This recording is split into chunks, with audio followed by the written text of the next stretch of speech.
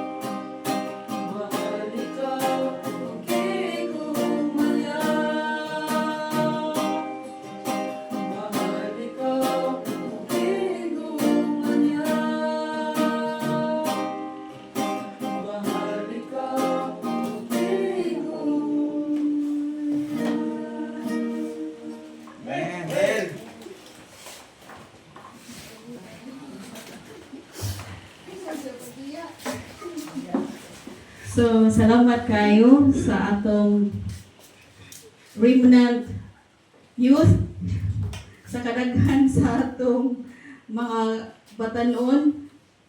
Nani na lang sila kadaghan karon. So, mo ni mga saling. So, kaya wala ko sa remnant.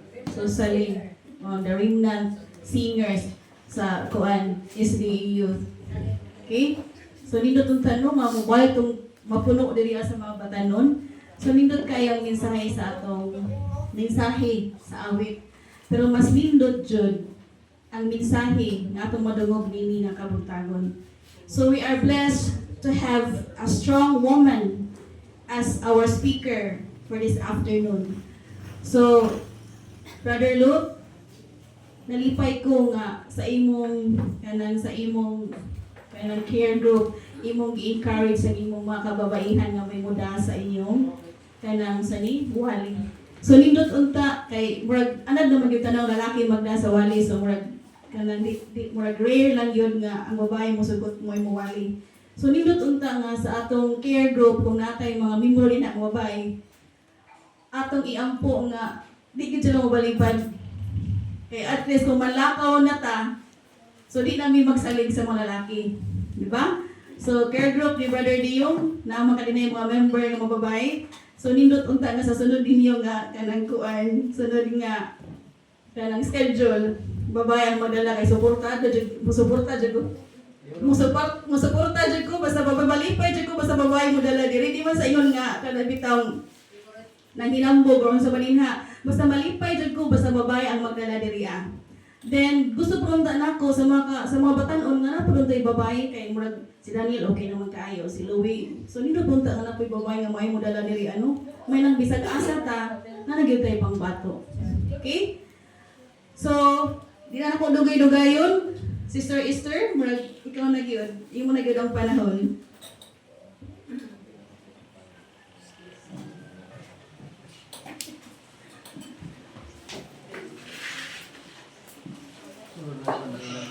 Oh, siya Marina. May udto mga kigsuunan, may kali udto mga kigsuunan. Kaya tapon yung bubuti kay mura na ko. Wala na gid tawo di kaya sa kong imbis na pulba, sa kong dughan pamati nako sa akong kapulba. Di abot sa akong ako lang jud sa akong tiyan. Lain jud kay kong gibati nga murag kini bitaw kita anad nga tigda diri ug makadala ta grabe ang atong bation. Labi na jud nga murag wa koy murag di ko kasabot kung unsa basta bahala na ang Ginoo ani siya na bahala kung unsay akong isulti di kay ako ras kung galingon di jud ko makahimo. Ug nagpasalamat sa biday ko sa mga sa special song sa atong mga batanon nindot kaayo. Ang ilang special song asa na asa na yung special song. Oh, kanana ang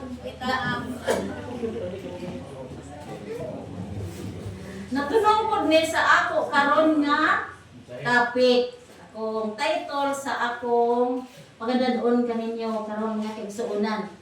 O pasensya na kung unsa ra akong maabot basta gibuhat nako ang pinakamaayo nako nga mabuhat. Amen. Ang title sa akong pagadalhon karon nga ito na ako'y kuniguha. Ang akong title karon sa akong topic nga pagadalhon kaninyo mga igsunan nag-ingon, where are you? Asa ka na? Asa ka man karon? Hain ka man karon? Muna ang title sa ako karon pagadalhon sa Ginoo. Ikot na lang ako diri sa kanang kinabuhi ni Adan ug ni Eva sa ilang pagpakasala. Atong basahan din sa Genesis 3:9, ato dinhi kuhaan ni og punto ning mao nga teksto kung unsa ang ato nga niini. Atong basahan din sa Genesis 3:9 nag-ingon dire, 3:9 ang Jess. Og sa Jehova nga Dios nagtawag sa tawo ug nag-ingon kaniya, hain ka. Oh. Ang ayo sa atong special song sa atong mga batan-on ha. Ang jud kaayo siya, tumong jud kaayo siya. O bitubag siya, hingdunggan ko ang imong tingog sa tanaman og nahadlok ako kay bubo ako og mintago ako.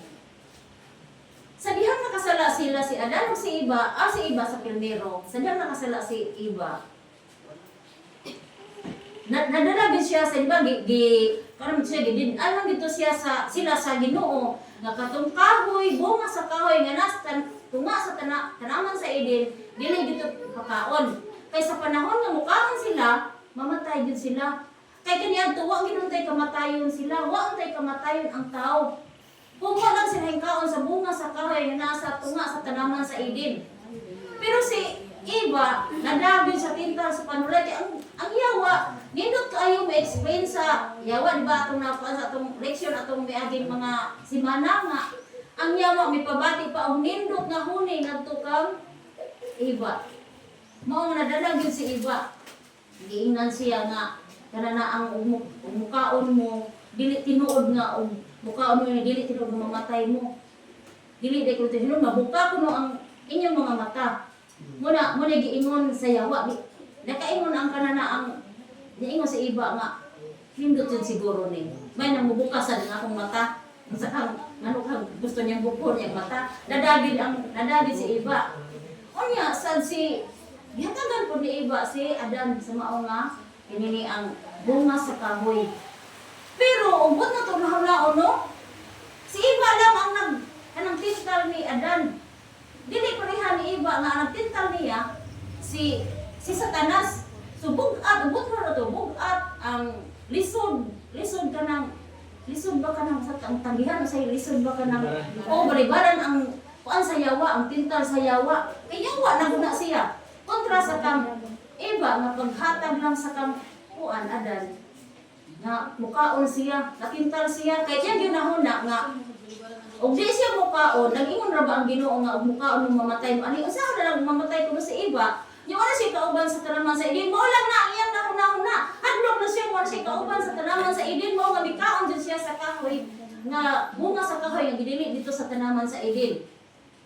Din ang Ginoo bisan pa nakasala na ang tao sa Ginoo.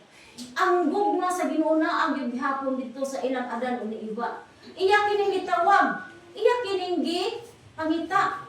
Bot ba ipasabot nga kay gitawag niya sila gipangita niya or gitawag niya sila si Adan ug si Eva. Bot ba ipasabot nga wa siya nakahibaw nga tuwa sila dito nagtago. Tuwa sila dito dapitan nahimutang kay tungod kay hubo na sila. Dili man siguro mga igsuon na bot pasabot nakahibaw ang Ginoo pero bot nang din ipa ano sa Ginoo ipaabot sa Ginoo sa ilang Adan ug Eva nga bisan pa nga nakasala sila iya gihapon silang gipangita iya gihapon gipakita ang iyang gugma nga ni Adan ug ni Eva pero naa gihapoy sekwen sa ilang gibuhat nga ang di ba ang balaod sa Ginoo mamatay sila kung mukaon bisan pag usa kadako sa gugma sa Ginoo nila Adan ug Eva ang iyang saad nga mamatay ang tao sa diha ang mukaon sila mamatay jud gihapon pero naapatay paglamon ni karon nga naa ka kanang mamatay na ka kay wa pa sila mukaon ni atong maong kahoy bunga sa kahoy sa dito sa naman sa Eden wa ta tay kamatayon karon wa ta tay kasakit karon wa tay mga problema wa tay mga kabuol pero tungod sa ilang gibuhat ni Adan ug ni Eva makaangko na ta sa kamatayon pero naapatay paglaom mga kaigsuonan naapatay paglaom unsa kadako sa gugma sa Ginoo nga tungod sa iyang gugma sa tao tungod sa gugma sa iyang mga nilalang nagpakamatay siya dito sa krus o muna dili nato angay nga usikan mga kaigsuonan ang iyang pagpakamatay dito sa krus ato nang tan-awon kinahanglan mubuhat ta kung unsa ang angay nga buhaton nato nga aron makatumang ka sa buluhat sa kabubuton sa Ginoo. Pareha ba sa kanang ato nga ginikanan no? Kita ang matag usa ka ginikanan nakahibaw ta kung unsa nato kadako ang gugma nato sa atong mga anak. Nga bisan pa og unsa kadako sa sala sa atong mga anak, bisan sa ilang pagpabadlong, bisan sa dili nila kanang mamati sa atong mga pagtambag nila, pero gibuhat-buhaton na ato ang tanan aron makatabang lang ta sa atong mga anak. Ingon ni ana ang gugma sa Ginoo mas labaw pa ang gugma sa Ginoo. Nganay kanato kaysa gugma nato sa atong mga anak. Ingon ana kadako ang Ginoo. Nga bisan pa kung nakasala na ta, iya gyapon tang gipakamatyan dito sa krus. Iya gyapon tang gipangita gusto gyud sa Ginoo nga inigbalik niya nining kalibutan na unta ang iyang mga linalang, iyang mga tinubos dili unta mamatay, dili unta masugba sa impyerno. Gusto niya nga makaangkon og kinabuhing dayon ang iyang mga linalang. Gusto niya nga diha nakasala ka, mubalik ta sa pagpangalagad kaniya, mubalik nga tong kadasigon sa pagpangalagad nga kay suunan. Ay gusto niya nga is magbalik maluwas ta, makaangkon ta sa kinabuhing dayon. Mangutan ako sa matag usa nato mga kaigsuonan. Kita sa atong kaugalingon, asa nakata karon dapita sa atong espirituhanong pagpangalagad. Asa nakadapita sa atong espirituhanon nga pagtuo diha sa Ginoo. Ang Ginoo nakahibaw kung asa nakadapita atong usab-usab. Kita sa atong mga ka-members din kita sa atong usab-usab. Wa ta ang atong mga members wa kahibaw kung unsa kamo mo kahibaw kung unsa asa na kong dapita sa akong pagpangalagad sa Ginoo. Ang nakahibaw na ako ug ang Ginoo. Kita ang matag usa nakahibaw na ta kung unsa kung asa tang dapita karon sa atong pagpangalagad sa Ginoo. Atong basahon din sa pinadayag 3:1 nagbasahon diri tulog nga kuan text to diri. Pinadayag 3:1 ingon diri, og sulatan mo ang manlulunda sa iglesia sa Sardis, og may 7 ka mga espiritu sa Dios, og may 7 ka mga bituon. Nagaingon ini mga butanga na ilako ang imong mga buhat, nga ikaw may ngalan nga imong gikinabuhi ug patay ka. Matod pa diri, na ilako mo sa Ginoo kung unsa ang atong mga binuhatan. Nailan niya kung unsa ang atong sitwasyon sa atong kinabuhi, sa atong pagpangalagad. Nailan niya ta kung asa tang dapita ng kinabuhi nga kaigsuonan. Siya nakaila ug kita sa atong pagalingon kita lang sa mga nakaila kung asa na tang dapita karon. Naabata sa simbahan or kampante na balangta nga nagsimba ta dinhi adlaw Sabado, kada adlaw Sabado wa tay palta kampante na batani ana nga kay tungod din nagsimba ta maluwas na ta ibalik sa Ginoo. Para nako dili pa na kampante mga kaigsuonan. Dili pa kampante. Kay tingali baya nagsigit simba pero nawala na daita. Sige simba no pero nawala na daita. Pinaagi sa unsaman nga nagsigit simba pero nawala na daita. Nawala na daita kung kita sige simba pero wa na ta na-involve sa mga buluhaton sa pagmensahe sa maayong nga balita. Wa na ta na-involve sa mga buluhaton nga gisamon sa distrito nato sa atong simbahan. Pero para na ako natanaw dinhi kita involved man gyud kay natay mga amutan, naay mga tabanganan sa ato nga distrito, naay mga unsa ang isugo sa distrito nato gibuhat man nato. Naay mga crusade nagsuporta, pinaagi sa kwarta. Involved gyud ta, naghatag tag kapulo o involved gyud ta kay nakamensahe man ta ni ana. Bisan man tuod og dili ta mismo nga mimensahe sa mao nga mga sa katawhan. Dili ta mismo kay pareha nako di ko ka mauno. Di ko ka may buwaw manulti. Pero pinaagi sa atong pagtabang, pag-amot sa mga amutan, pinaagi sa mga crusade or uban pang mga kalihukan, kita nahimo usab nga nakamensahe sa atong mga katawhan wala pas kamatuoran. Ug ang ato usab nga halad ng kapulo, ang atong pagpogi sa paghatag niya na usab kana nga may konekta ngadto sa Ginoo. Usab kana ang mga kalihukan na pagtabang sa mga crusade, usa na nga makapadasig nato sa pag-alagad bisan pa man og ikano para namo dili pirmi makatambong og mga kanang katiguman, dili mga fellowship, dili pirmi pero kung unsa ang mga kalihukan nila dito, kung ipahat na diri ato nang gibuhat, pareha ani care group o. Sa atong care group nagkuan na siya, nagbuhat na, naglihok na.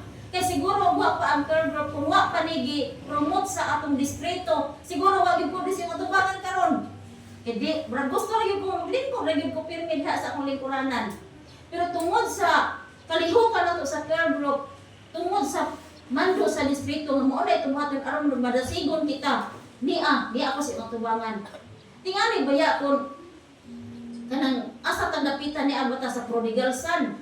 Pero mas maayo man gani ang prodigal son kay kanana ang nakabalik man siya bisan pa sa iyang bisan pa sa iyaha nga pag buwag sa iyang amahan, bisan pa sa iyang pagtalikod sa iyang amahan, nga nagbuhat na siya sa iyang kaugalingon, naghimo siya og daghan nga mga gibuhat na niya ang tanan ng mga bisyo na naglunang na siya sa sala. Pero sa diha gibati na niya ang kagutom, gibati na niya ang kapait nga miabot na sa punto nga mikaon na lang gani siya sa kananaang pasaw sa baboy. Nakahuna-huna siya, mubalik ko sa akong amahan. Ingon anak bata mga kaigsuunan, sa diha mo nagbuhat ta og kasaypanan, makahuna-huna bata nga mubalik ta sa tiilan sa Ginoo. Pero siguro ni man ta, naalay uban gawa. Pero dapat yun ta nga kung mahitabo man ato kinahanglan mo balik jud ta pareha sa prodigal son nga nakabalik jud siya. Kay gusto sa Ginoo nga magsunod ta sa iyang mga kabalauran, magsunod ta sa iyang lihok sa iyang mga binuhatan. Pareha gud sa kanang ako mga anak murag murag guilty ko. Kay ako mga anak ang uban wa na gyud nangalagad sa Ginoo. Muna nakaingon ko sa akong kaugalingon nga ako gid siguro may kuwang kaysa mag-worship good me. Di magud nako kan basa ni leksyon no, dili nako explain. Basa wa tema wa na awit na pud wa na. Murag akong gibati nga ako may sala ngano nga wa na sila nangalagad sa Ginoo. Siguro kung pareha kung na virgin ang baling mo train sa iyang mga anak, nakaingon ka sa ulingon dili siguro maingon anak akong mga anak. Murag akong gibasol akong kaugalingon mga kaigsuunan tungod sa natagos kong mga anak. Pero wa na'y panahon kay ang akong mga anak na anay kaugalingon nilang desisyon. Ako igo na lang ko nga magpaan sa ila say mag-anbang usahay. Pero ang akong gisaligan nga ang Ginoo jud, ang Ginoo may mahikap sa ilang mga kasing-kasing aram kabalik sila sa pagpangalagan. Kay gusto nako nga pagbalik sa Ginoo kaming tanan, makaangkon sa kinahidayon. Kay sakit siguro sa kong buot kung panalitan ako maluwas. Kung ako maluwas dyan, kami maluwas. Ang ako mga anak mabilin sakit sa kong buot nga mag-angkon sila sa kalayo nga may mag-ut-ut sa ilang lawas. Ingon anak nga kaigsuunan nga dapat ang ako mga anak atong giyahan. Aron nga magpadayon sila pagpangalagan. Bisan paman kung ano na sila kaugalingon nga pamilya mag-alagad hapon sila diha kanimo. Dili na to ni palagi labi na taas no kay si Ardel ba yan ang gustong taas. Naliwat ba siya tatay? Ato lang basta hamli ang katapusan nato nga tapusan nato nga teksto diri sa 2 Corinto 3:15 nga may gibasa ganina ni Sister Marina. Nag-ingon diri. Sutaan ninyong iyong kaugalingon kung anaa ba kamo sa pagtuo. Silayi ang inyong kaugalingon kung wala ba ninyo hisayri mahitungod sa inyong kaugalingon nga sa iyo ba anaa kaninyo gawas kung matuod gayud nga kamo dunot kasing-kasing. Muni gingon diri nga kaigsuunan. Sutaon nato tong kaugalingon. Kay basin baya nagsimba ta pero wa daita nakunik sa Ginoo. Ato kita lang sa tong kaugalingon nakahibaw kung nagkunik ba ta sa Ginoo sa tanang panahon. Tingali ba ako no, sulayi ang inyong kaugalingon kung wala ba ninyo hisayri mahitungod sa iyong kaugalingon nga si Hesukristo anaa kaninyo. Wa net ngali kuno wa ta kahibaw mo naa ba si Hesukristo sa atong kaugalingon or wala. Atong susihon tong kaugalingon kung naa ba ta. Sakto ba ang atong mga desisyon? Sakto ba ang atong mga buhat? Basin ba usahay mo tipasta nga tos kahilayan or unsa man diha ang mga dili maayong buhat. Kaya tingali, gawas lang din kuno kung atong kasing-kasing dunot. Kung atong kasing-kasing dunot, subot pasabot, di na dita kinahanglan pa mo susi kung asa tang napita karon. Asa ta karon napita ng igsuunan. Musa ang ako lang muna igsuunan nga, ang ako lang judno nga dapat kita tinambagay ba kung ato makita ang sa katawo nga naa siya nakabuhat og kasalanan ato siyang tambagan isip nga igsubon dili tambag murag bitaw ganang ato ako siya nga ikaw mo nimo na sa kay ana ato siyang tambagan nga murag kinasing-kasing nato mapagtambag nga murag atong kaugalingon nga anak ang nakasala ing anak atong pagtambag aron nga makaangkon nato ang kinabuhing dayon sa adlaw sa katapusan ug may ugto ang tanan. Amen.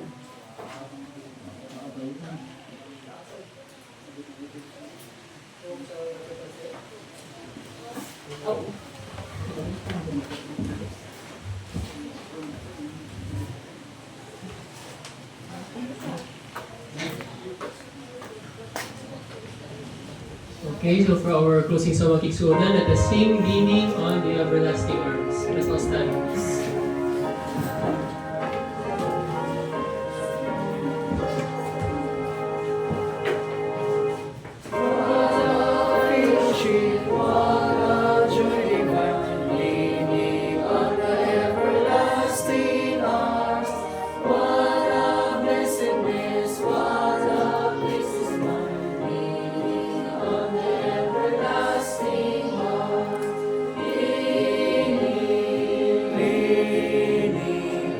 Safe and secure from all alarms, leaning on the everlasting arms. Oh, how sweet to walk in this pilgrim way, leaning on the everlasting arms. Oh, how bright the path grows from day to day, leaning on the everlasting arms, leaning, safe and secure from all alarms, leaning on the everlasting arms. What have I to drink? What have I to drink? Leaning on the everlasting arms. I have blessed peace with my Lord so near. Leaning on the everlasting arms. Leaning,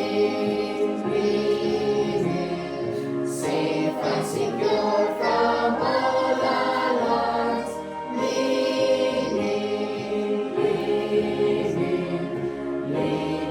on the everlasting arms. Okay, tulog mo ulo. Amahan nga balaan, sudatan sa langit. Salamat Ginoo sa inyong pagiguban, inyong pagtulong. Labi na sa mensahe Ginoo nga among nabati ang dungog ng ating mga pulong. Makahatag at bugdako sa among pagtuo kaligon na kanimo Ginoo din sa panahon nga sa pagwalaan kami tanan makiusa. Aron ang mga pulong Ginoo magadiya kanamo sa pagtulak sa gayon. Din kami Ginoo, din kami nalayo kanimo. Tabangi kami sa pagtulak sa Ginoo, ang nalangin nga amo ta madawat aron sa anak. Maduol kami diya kanimo ug dili kami malayo. Salamat Ginoo. Kasi mo pagtubag sa pag-ampo pinta ng dongan sa Jesus. Amen. Amen.